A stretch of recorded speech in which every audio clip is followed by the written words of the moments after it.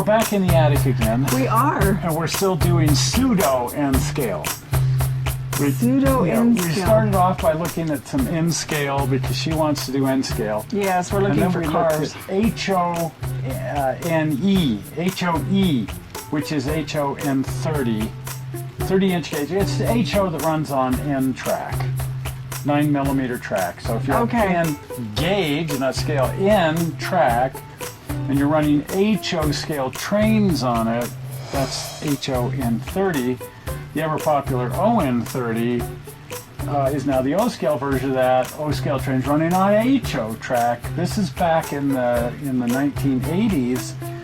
People thought that it would be really cool, and it took off for a while, and then it just like a lot of things died. in the 80s. Yeah, died with the Ford Granada, I think. But that's another story. That's another story. At any rate, before it died, it was glorious, and I really got into it, and I thought it was really, really neat. And it started by mini trains, ROCO Minitrains, and those were pretty basic.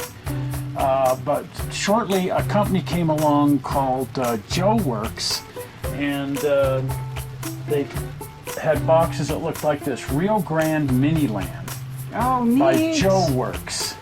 Oh wow, a short caboose. And this was their box, and these could come ready to run or kits, and I preferred the kits of grass. Of course. And you could solder them together.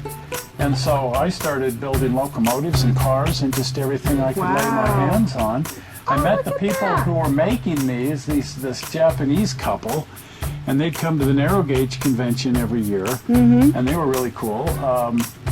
But they were making these, and so I bought everything they made. Oh, look at that. So there's an HON30 short caboose. Oh. Is that neat or what? That is super cool. It's just really kind of an amazing little car. And it just has N wheel trucks on it with KD couplers because it is in fact N gauge. And then it's sort of an HO scale, but it's all really knobby and tiny and small. Oh, neat. And isn't that neat? Wow. So I built one of those, and the kit came in this box so that after you finished the caboose, you could go ahead and just keep it in the box. $25. Oh. Was the kit. Wow. And I soldered these. They said you could glue them, but being brass, I said, no, I'm soldering. I'm not going to go there. Good idea, so it doesn't fall apart. I didn't keep the box for this one. Oh. A little dusty. But there's one of their passenger cars. Oh, my. Is that just neat as all get out? That is so cool. Look at that. It just turned out so cool, and the kit was so fun to build. And surprisingly, the cars ran well. The engines not so much always, but later on they did. But the first generation of locomotives didn't really run well at all. Yeah. So I built that one from the kit. Went on to build a... Now, I couldn't get it to run right, so I finally just gave up on that and said it's just going to be there in the engine shops. It'll be a static model. Never painted it because I liked it so much in brass. Those are just neat. But all soldered together and just a really nice. It does have the gears because it was intended to be run. Wow. That's so cool. And I've taken the motor out of this one just because the motor wasn't doing anything, so I think I used it in something else. But there's that locomotive. This was a rotary snowplow. Oh, those are neat. I seem to have stolen the rotor for some other project. Oh dear. The rotor wasn't very good, and I was going to rework it, and it doesn't have a rotor now because of that. Oh dear.